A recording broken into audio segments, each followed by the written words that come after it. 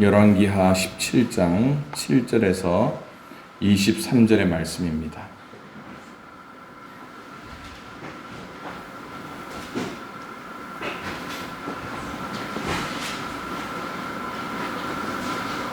열왕기하 17장 7절에서 23절의 말씀입니다.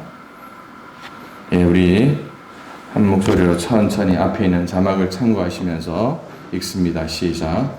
이 일은 이스라엘 자손이 자기를 애굽 땅에서 인도하여 내사 애굽의 왕 바로의 손에서 벗어나게 하신 그 하나님 여호와께 죄를 범하고 또 다른 신들을 경외하며 여호와께서 이스라엘 자손 앞에서 쫓아내신 이방 사람의 규례와 이스라엘 여러 왕에 세운 율례를 행하였습니다.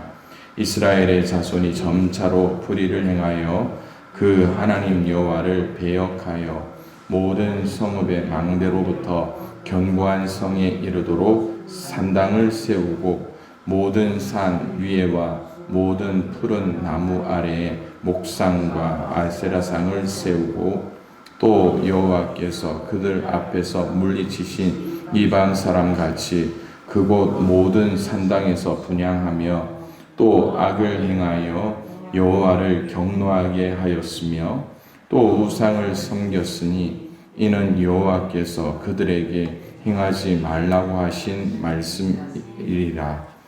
여호와께서 각 선지자와 선견자를 통하여 이스라엘과 유다를 지정하여 이르시기를 너희는 돌이켜 너희 악한 길에서 떠나 나의 명령과 율례를 지키되 내가 너희 조상들에게 명령하고 또 내 종 선지자들을 통하여 너희에게 전한 모든 율법대로 행하라 하셨으나 그들이 듣지 아니하고 그들의 목을 곧게 하기를 그들이 하나님 여호와를 믿지 아니하던 그들 조상들의 목같이 하여 여호와의 율례와 여호와께서 그들의 조상들과 더불어 세우신 언약과 경계하신 말씀을 버리고 허무한 것을 뒤따라 허망하며 또 여호와께서 명령하사 따르지 말라 하신 사방 이방 사람을 따라 그들의 하나님 여호와의 모든 명령을 버리고 자기들을 위하여 두 송아지 형상을 부어 만들고 또 아세라 목상을 만들고 하늘의 1월 성신을 경배하며 또 바알을 섬기고 또 자기 자녀를 불 가운데로 지나가게 하며 복술과 사술에 행하고 스스로 팔려 여호와 보시기에 악을 행하여 그를 경노하게 하였으므로 여호와께서 이스라엘에게 심히 노하사 그를 그의 앞에서 제거하시니 오직 유다 지파 외에는 남은 자가 없느니라. 유다가 그들의 하나님 여호와의 명령을 지키지 아니하고 이스라엘 사람들의 만든 관습을 행하였으므로 여호와께서 이스라엘의 온 족속을 버리사 괴롭게 마시며 노략군의 손에 넘기시고 마침내 그의 앞에서 쫓아내시니라. 이스라엘을 다윗의 집에서 찢어 나누심에 그들이 느밧의 아들 여로보암을 왕으로 삼았더니 여로보암이 이스라엘을 몰아 여호와를 떠나고 큰 죄를 범하게 하매 이스라엘 자손이 여로보암이 행한 모든 죄를 따라 행하여 거기서 떠나지 아니하므로 여호와께서 그의 종 모든 선지자를 통하여 하신 말씀대로 드디어 이스라엘을 그 앞에서 내쫓으신지라. 이스라엘이 고향에서 아수르에 사로잡혀 가서 오늘까지 이르렀더라. 아멘. 본문의 말씀이 조금 길었습니다. 긴 이유가 하나의 주제를 다루고 있기 때문에. 그 주제가 뭡니까? 북이스라엘의 패망을 다룬 말씀입니다. 특히 북이스라엘의 패망을 다루는데 제가 지난주 수요 예배 때 여러분들과 함께 나눴던 남유다 아하스 왕, 이 아하스 왕이 어떤 왕이었다고요? 최악의 왕이었다라는 말씀드렸습니다. 왜냐하면 제가 지난주에 말씀드렸는데 이 시대를 올바로 이끌기 위한 지도력 가운데 꼭 필요했던 게 뭐라고 두 가지를 말씀드렸죠. 첫 번째는 올바른 역사의식이 필요합니다. 올바른 역사의식. 그리고 두 번째가 뭐라고요? 넓은 통찰력이 필요합니다. 이것은요, 동서고금을 막론하고 지금 현재 지도자들에게도 분명히 필요한 거예요.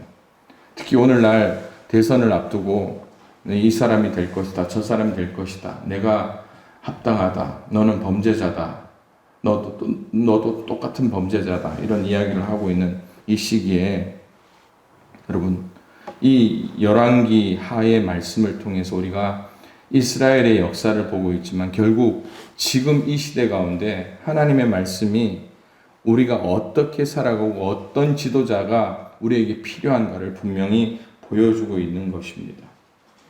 이제 오늘 우리가 북이스라엘의 멸망에 대한 말씀을 보는데요.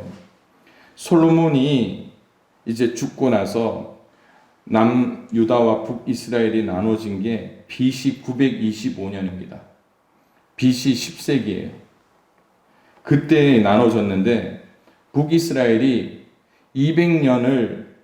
200년밖에 유지하지 못했습니다. 물론 남유다를 통해서 다윗의 길을 따라 나갈 때에 하나님께서 다윗에게 주신 약속을 우리는 기억하죠. 다윗의 나라는 영원하리라고 말씀하잖아요. 그런데 사람이 세운 것은 한계가 있다는 거예요. 사람이 세운 건 한계가 있습니다. 그렇다면 무엇 때문에 다윗의 왕조가 영원하리라 말씀합니까? 누구를 보고? 예수 그리스도예요. 지금 북이스라엘과 남유다가 세워지고 나눠지고 멸망하는 것은 누구를 위함일까요? 예수 그리스도예요. 예수 그리스도가 오는 것을 하나님께서 계획하셨기 때문에. 그렇다면 여러분, 예수님이 오셨죠, 2000년 전에. 그런데 우리가 지금 살아가는 이 시대를 바라보면서 하나님, 우리가 살아가는 이 시대에 왜 전쟁이 일어나고 왜 이런 질병들이 나타나고 왜 우리가 사는 게 이렇게 힘듭니까? 묻잖아요. 소크라테스 형한테 묻는 게 아니고 누구한테 물어야 됩니까? 말씀을 보면서 물어야 되는 거예요. 그러면 여러분, 하나님 분명히 이야기하죠. 무엇 때문에 우리가 살아가는 이 시대가 고통과 전쟁과 기근이 나타난다고요? 무엇 때문입니까? 이 구약의 역사는 예수님이 오실 것에 대한 초림의 주님을 기다리는 약속이지만 지금 우리가 살아가는 이 시대는 누구를 기다리는 약속입니까? 재림의 주님을 기다리는 약속이라는 거예요. 그러기에 우리에게 똑같은 게 필요합니다. 뭐가 필요하다고요? 올바른 역사의식이 필요하고 넓은 통찰력이 우리에게 필요하다는 거예요. 특히 북이스라엘의 역사가 200년밖에 되지 않습니다. 19명의 왕이 있었는데요. 그 중에 8명의 왕이 암살됩니다. 왕조가 4번이나 바뀌었어요. 우리나라 역사를 여러분 다시 한 번 더 이야기하자면 요즘 고려가 누구 왕이라고 합니까? 누구 왕조입니까? 고려는 왕씨죠, 왕씨. 최씨 아닙니다. 왕건 이야기하니까 최수종, 최씨 아니에요. 예. 왕씨 왕조가 500년을 이어나갔습니다. 조선도 마찬가지죠. 예. 이씨. 예. 그래서 500년. 이 남유다는 다윗 집안이 다스렸지만 북이스라엘은 쿠데타를 반복하면서 혼란스러운 종국을 계속해서 이어나갑니다. 여로보암 2세가 죽은 후에 30년 동안 6명의 왕이 계속 바뀝니다. 그리고 6명 중에 5명이요, 그 신복들에 의해서 살해당하게 됩니다. 남유다보다 더 넓은 땅, 비옥하며 또 군사력도 강했습니다. 그런데 나라의 명운은 길지 못했습니다. 물론 남유다도 곧 망하게 돼 있어요. 여러분, 강원도만한 땅, 여러분 어떻습니까? 누가 마음만 먹으면 강원도 전체를 어떻게 해요? 군대로 포위해가지고 하루아침에 옥죄어가지고 그냥 나라 없앨 수도 있는 그런 상황 아닙니까? 그런데 이 상황이 어떤 상황인가를 국제정세를 통해서 다시 한 번 더 말씀드립니다. 북이스라엘은요, 두 강대국 사이에 끼어 있는 약소국이었습니다. 북쪽에는 아수르가 있고요. 남쪽에는 누가 있습니까? 이집트, 애굽이 있었어요. 이 초강대국에 낀 이스라엘은 국제관계를 어떻게 가져야 할까는 그런 늘 고민을 하게 됩니다. 지금 우리나라 사는 상황도 마찬가지죠. 이제 우리가 유교가 끝난 지 불과 70년밖에 안 되잖아요. 제가 국민학교, 중학교 때 이 사회를 배울 때 미국과 중국, 러시아, 우리나라가 이렇게 끼어 있을 때 어떻게 하는 외교가 좋았나 하면 그때 제가 배웠던 이 상식이 아직도 남아있는데 등거리 외교라고 했습니다. 등거리. 예. 등거리가 뭐냐면 장작처럼 필요할 때마다 요렇게 그러면서 이로운 방법대로 미국에게 이로울 때는 요렇게 중국과 러시아에게 요렇게 그럴 수밖에 없었잖아요. 왜냐하면 이 북이스라엘은 너무나 정책적으로 간단했습니다. 뭐냐면 힘 있는 나라에 기대어서 오래 산다. 옛날에 그런 말 있잖아요. 굵고 짧게 살 것이냐 아니면 가늘고 길게 살 것이냐. 예를 들면 애굽은 원래부터 큰 제국이었습니다. 그런데 아수르는 신흥 강국이었어요. 그런데 이 아수르도 곧 멸망하게 돼요. 성경의 역사에 보면 바벨론에 의해서 멸망하게 되고 바벨론 또한 바하사 페르시아에 의해서 70년 만에 패망하게 됩니다. 국제 정세가 어떻게 요동칠지 아무도 모릅니다. 누구만 아십니까? 하나님만 아시는 거예요. 그러니까 여러분 지금 북이스라엘은 남쪽으로 조금만 가면 애굽이 자리 잡고 있죠. 그런데 옛부터 강한 애굽이었으니까 이 애굽과 더불어서 좀 잘 할 수도 있겠지만 문제가 뭡니까? 애굽은 어떤 과거의 역사가 있습니까? 애굽 그들의 조상이 430년 동안 종살이를 했잖아요. 우리나라도 그런 역사가 있죠. 일본에 36년 동안 이렇게 국치를 당하면서 그래서 다른 나라는 몰라도 일본만큼은 이겨야 되는 그런 정서가 있죠. 그런데 이 이스라엘은 그 마인드를 일찌감치 잊어버렸습니다. 누구부터 잊었을까요? 솔로몬부터. 솔로몬은 이집트의 사위였습니다. 하나님은 계속해서 이집트를 의지하지 말라고 말씀하셨어요. 그게 말씀에도 굉장히 많이 나타납니다.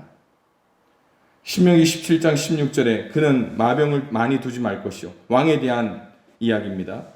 병마를 많이 두지 말 것이요. 병마를 많이 얻으려 그 백성을 애굽에 돌아가게 하지 말 것이니 이는 여호와께서 너희에게 이르시기를 너희가 이후에는 그 길로 다시 돌아가지 말 것이라 하셨습니다. 그뿐만이 아니에요. 열왕기에서도 계속해서 하나님이 말씀하죠. 이제 내가 너를 위하여 저 상한 갈대 지팡이 애굽을 의뢰하도다. 애굽을 뭐로 표현합니까? 애굽을 뭐로 표현하고 있습니까? 갈대 지팡이. 여러분, 내 몸이 천근만근 힘들 때 지팡이를 하나 짚었는데 무슨 지팡이예요? 갈대 지팡이. 힘이 있습니까? 없습니까? 없습니다. 아무짝에도 쓸모없는 것이 바로 애굽이 되어버렸다고 이야기하죠. 사람이 그것을 의지하면 그의 손에 찔려 들어갈지라. 애굽의 왕 바로는 그에게 의뢰하는 모든 자에게 이와 같이 가시처럼 될 것이다. 이사야에서도 하나님은 계속해서 이렇게 말씀합니다. 보라, 내가 애굽을 믿는도다. 그것은 상한 갈대 지팡이와 같은 것이라. 사람이 그것을 의지하면 손에 찔리리니. 이건 잘못 프린트됐는데요.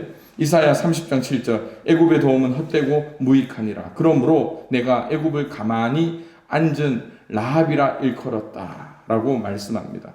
이만큼 하나님은 애굽을 경계하게 했습니다. 우리가 어제 새벽 말씀을 통해서 나눴던 말씀 기억나시죠? 이사야 3장의 말씀을 우리가 묵상했는데 그런 제목이었습니다. 세상을 의지하면 무너진다. 그래서 의지하던 세상 것은 무너지게 돼요. 왜냐하면 하나님이 공의로 심판할 것이기 때문입니다. 그래서 우리가 부르는 찬양 있잖아요. 이 몸의 소망 무언가 우리 주 예수뿐일세. 여기에 세상에 믿던 모든 것 끊어질 그날 되어도 구주의 언약 믿사와 내 소망 더욱 크리라 라는 이 찬양입니다. 무엇 때문입니까? 주님은 나의 반석, 주 나의 반석이시니 그 위에 내가 서리라, 그 위에 내가 서리라. 우리의 삶이 누구를 의지할 것인가를 생각해야 돼요. 여러분, 북쪽에 아수르가 우리에게 압력을 넣습니다. 남쪽에 애굽이 계속 툭툭 찌르고 있어요. 그럴 때 여러분, 새롭게 생긴 힘센 아수르를 의지할 것인가? 아니면 과거의 치욕, 하나님의 경계하고 있는 애굽에 대해서 우리가 친애굽 정책을 펼 것인가? 여러분 뭘 하시겠습니까? 여러분의 답은 한 가지죠. 왜냐하면 여러분들은 최소한 두 가지를 가지고 있어요. 첫 번째 뭘 가지고 있습니까? 올바른 역사의식을 가지고 있습니다. 또 하나 뭘 가지고 있습니까? 넓은 통찰력을 가지고 있어요. 누구 때문에? 예? 말씀 때문에. 자, 그렇다면 여러분들은 북쪽 아수르를 의지하시겠습니까? 남쪽 애굽을 의지하시겠습니까? 누구를 의지하시겠어요? 예? 한 분 물어볼까요? 전춘옥 권사님, 누구를 의지하셔야 해요? 북쪽에 아수르를 의지하시겠어요? 남쪽에 애굽을 의지하시겠어요? 예? 자, 다시 묻겠습니다. 아수르를 의지하시겠습니까? 애굽을 의지하시겠습니까? 집사님? 예?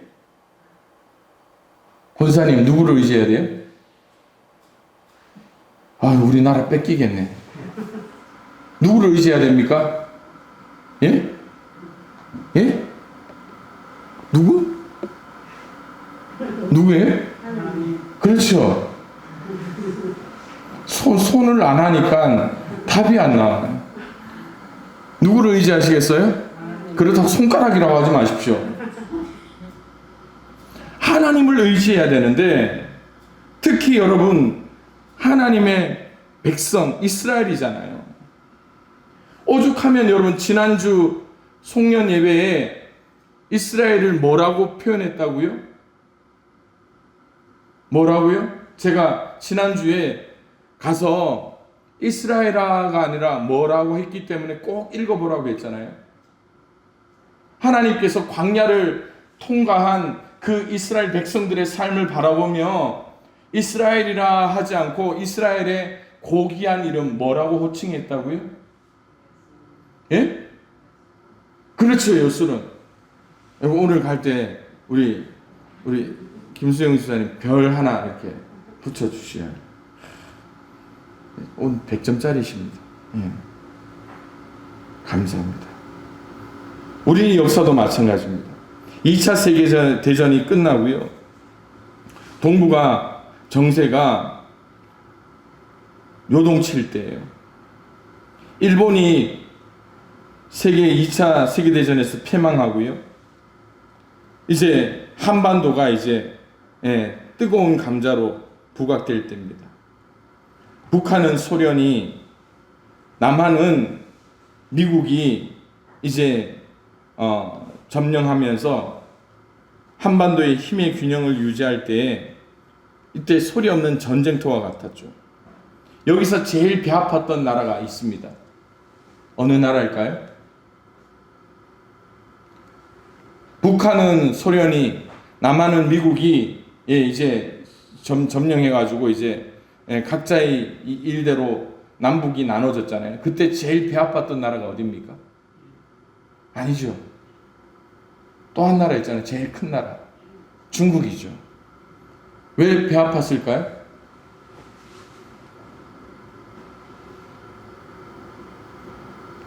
그 이전만 해도 이 조선의 임금이, 이 나라의 임금이 누구였습니까? 중국이었죠. 군신의 관계를 통해서 이 나라를 호시탐탐 노렸던 나라가 중국이에요. 그런데 결정적인 순간에 그들이 잘못 판단하죠. 무슨 판단을 합니까? 6.25에 사람을 보내서 전쟁의 참여국이 되어버려요. 도발의 큰 상징이 되어버리잖아요. 그럴 때 유엔은 중국을 개입하지 못하게 선을 그어버리는 거예요. 북이스라엘이 마찬가지입니다. 북이스라엘의 마지막 왕이 호세아인데요. 반아수르, 친이집트 정책을 버리고 친아수르 정책을 펴니다.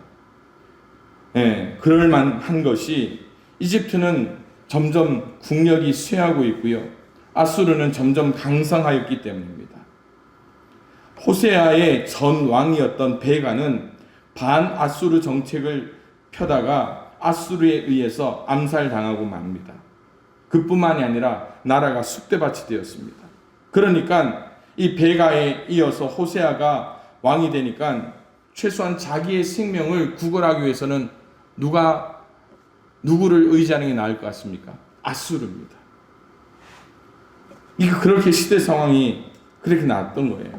의리상 이집트도 할 말이 있었죠. 너희 조상들이 430년 동안 우리나라에 있을 때 우리나라가 바로가 너희 나라를 어떻게 했다고요? 종살이가 아니라 먹여 살렸다라고 이야기합니다. 그러기에 여러분 오늘 열왕기 우리가 읽었던 7절 이하의 말씀에서는요, 북이스라엘의 멸망의 원인을 크게 세 가지로 이야기합니다. 그걸 오늘 우리가 나눠보려고 해요. 이제 시대적인 상황, 성경의 이 시대적인 상황은 대충 이제 이해가 되셨죠? 아수르를 의지해야 될까요? 애굽을 의지해야 될까요? 권사님? 누구를 의지해야 될까요?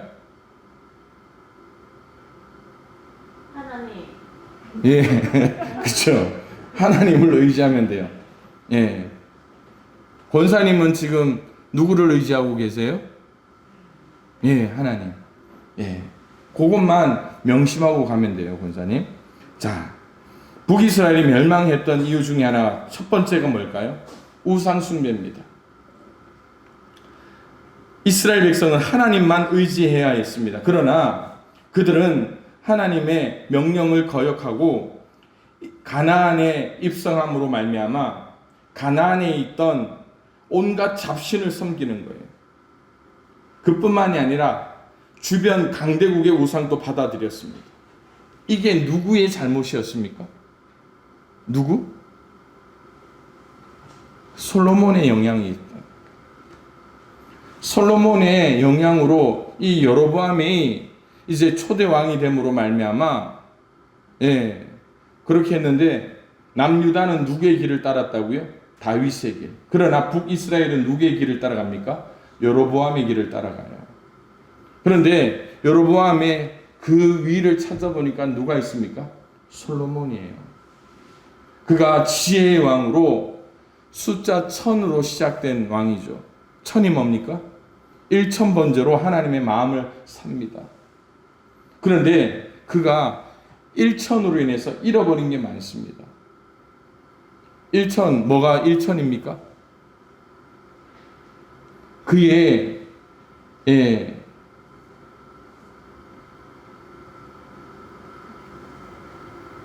뭐라 하잖아요? 아내가 1000명이에요. 왕비가 1000입니다. 제가 지난 주일날 말씀드렸잖아요. 많으면 행복할 줄 알았는데. 그런데 여러분, 이 왕비가 1000이라는 게 뭘 의미합니까? 뭐 또 1000이라고요? 왕비들이 뭐까지 가지고 들어왔다고요? 왕비가 뭐까지 같이 가지고 왔다고요? 그들이 자기들의 나라에서 섬기는 신들도 다 가지고 왔다니까요. 그러니까 예루살렘 성 주변에 여러분 1000개의 신이 산당을 짓고 예루살렘을 포위하고 있는 상황이었어요. 보기 좋을까요? 보기 나쁠까요? 예, 보기가 얼마나 안 좋았겠습니까? 왜? 하나님께서 가장 싫어하는 게 바로 이 우상숭배였습니다. 그들이 다른 나라의 신들을 받아들였다는 것은요, 그들의 나라를 의지하고 기댔다는 뜻입니다. 그들은 군사력이 강한 날, 땅덩어리가 크고 경제력이 강한 나라에 기대어 의지했습니다. 앞서 우리가 이집트에 대해서 의지하지 말라고 말했지만 이스라엘은 끝까지 이 이집트를 의지하다가 망하게 되는 거예요. 이스라엘이 의지할 분은 강대국이 아니라 여호와 하나님이라는 겁니다. 또한 두 번째로 이스라엘이 멸망한 이유가 뭐냐? 두 번째, 은혜를 잊었습니다. 하나님의 은혜를 잊었습니다. 하나님은 출애굽하면서 여러 번 강조하여 말합니다.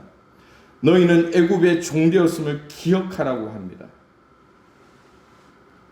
그리고요, 하나님은 이 이스라엘의 모든 시간을 누구 중심으로 바꿉니까? 하나님 중심으로 바꿔요. 그래서 애굽에서 종되었던 것들을 잊지 말라고 하면서 하나님이 뭘 정해 주십니까? 절기를 정해 줘요. 모든 절기가 하나님이 출애굽할 때부터 광야 40년의 역사를 어떻게 보호했는가를 기억하게 하기 위해서 그들은 유월절을 지키죠. 초막절을 지키죠. 그런데 이스라엘 백성들은 뭡니까? 그것들을 잊어버리는 거예요. 하나님 자체를 잊어버립니다. 그래서 하나님의 시간의 기본이 뭡니까? 안식일이잖아요. 그런데 그들은 이 안식일을 무시해버리는 거예요. 광야에서 안식일날 나무하던 사람들을 어떻게 하라고 합니까? 모세에게. 많은 사람들이 보는 데서 쳐 죽이라고 해요. 시범타예요. 그만큼 하나님의 시간의 중요성을 그들은 기억하기를 원했는데, 하나님 기억하기를 원했는데 그들은 그렇지가 않습니다.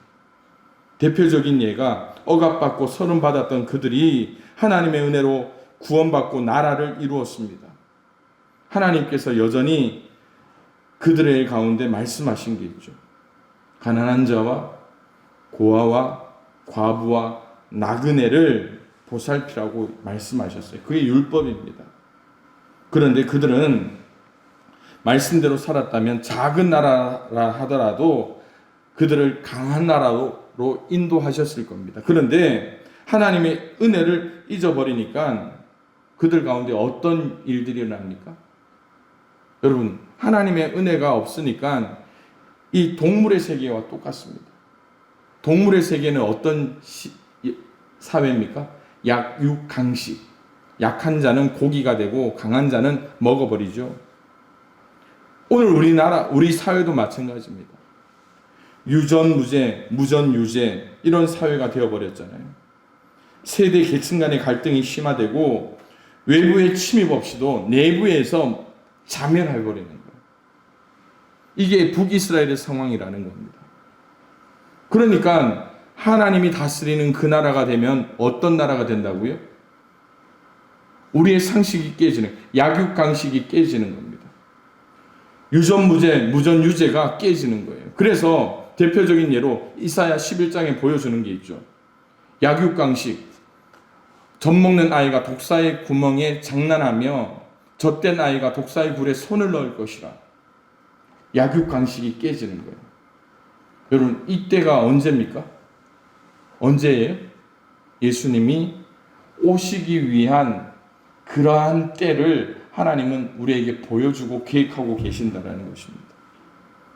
마지막으로 한 가지, 북이스라엘이 패망한 이유는요, 그들은 잘못된 리더십을 따랐기 때문입니다. 물론 그 잘못된 리더십도 하나님이 세우셨기 때문에 그들은, 이스라엘 백성들은 따를 수밖에 없습니다. 여로보암이 세웠던 리더십이 잘못됐고 올바른 역사의식을 통해 개혁이 필요했다면 그것을 고쳐나가면 되는데 단 한 명도 하나님의 법을 따라 개혁을 이야기했던 사람이 한 명도 없었다라는 거예요. 이러한 리더십을 따르다가 결국 멸망하고 말았다라는 것입니다. 문제는요, 북이스라엘이 먼저 멸망합니다. 누가 남았습니까? 이제 남북 어디가 남았습니까? 남유다가 남았죠. 여러분, 남유다가 북이스라엘이 패망하고 타산지석을 삼고 우리는 저렇게 하지 말자. 세 가지가 뭡니까? 우상 숭배하지 말자. 두 번째, 은혜를 잊지 말자. 세 번째, 잘못된 리더십을 우리가 개혁하자. 이 세 가지만 했으면 남유다도 잘 됐을 거 아니에요. 그런데 남유다가 어떻게 됩니까? 망합니까? 안 망합니까? 망해요. 왜 망합니까? 북이스라엘과 똑같아요. 그게 열왕기하 17장에 나옵니다. 우리 함께 읽어볼까요? 유다도 그들의 하나님 여호와의 명령을 지키지 아니하고 이스라엘 사람들이 만든 관습을 행하였으므로 여호와께서 이스라엘 온 족속을 버리사 괴롭게 하시며 노략군의 손에 넘기시고 마침내 그의 앞에서 쫓아내시리라. 여러분, 우리가 살 수 있는 길 세 가지가 있습니다. 이제 연말이니까요. 이제 송구영신 예배로 우리가 준비하는데 이제 올해 살면서 내년에 올해처럼 살지 않기 위해서 해야 될 것이 아마 각자에게 다 있을 겁니다. 아마 농사를 지으면서 이제 뭐 포도 농사를 대부분 하시니까 포도가 열과가 나거나 아마 터져서 힘들어 하셨던 분들은 어떻게 하면 될까요? 올해 왜 터졌는가를 그때 어떻게 우리가 물 관리를 하고 어떻게 농약을 줬는지 그걸 생각하면서 그걸 조금만 수정하고 그걸 고치면 되는 거예요. 우리의 신앙도 마찬가지입니다. 우리의 신앙이 여러분 100점 만점에 몇 점을 줄 수 있을까를 생각해 보십시다. 그럴 때 오늘 우리가 망하지 하나님 앞에 징계받지 않기 위해서 최소한 우리가 세 가지만 하면 돼요. 그 첫 번째가 뭡니까? 우상 숭배를 했다면 그것을 접는 거예요. 두 번째가 뭡니까? 하나님의 은혜를 어떻게든 기억해내는 거예요. 지금 여러분들 그 기억하려고 감사 노트 쓰고 있잖아요. 그렇죠? 감사 노트 가지고 오셨어요? 제가 연말에 검사한다고 제가 말씀드렸는데. 세 번째가 뭡니까? 잘못된 리더십에 대하여 우리가 기도하고 함께 고쳐나가는 거예요. 이게 우리가 살 길이라면 함께 기도해야 되는 겁니다. 그러기에 여러분, 우리가 성경의 사람, 말씀의 사람이 되는 게 얼마나 중요한가를 우리에게 가르쳐주고 있습니다. 하나님이 얼마나 좋은 분인지 저는 이 성경을 볼 때마다 깨닫습니다. 하나님, 이렇게 안 살게 해주셔서 감사합니다. 이렇게 안 살게 해주셔서 감사합니다. 그렇지 않습니까? 이렇게 안 살게 하셔가지고 얼마나 감사한지 몰라요.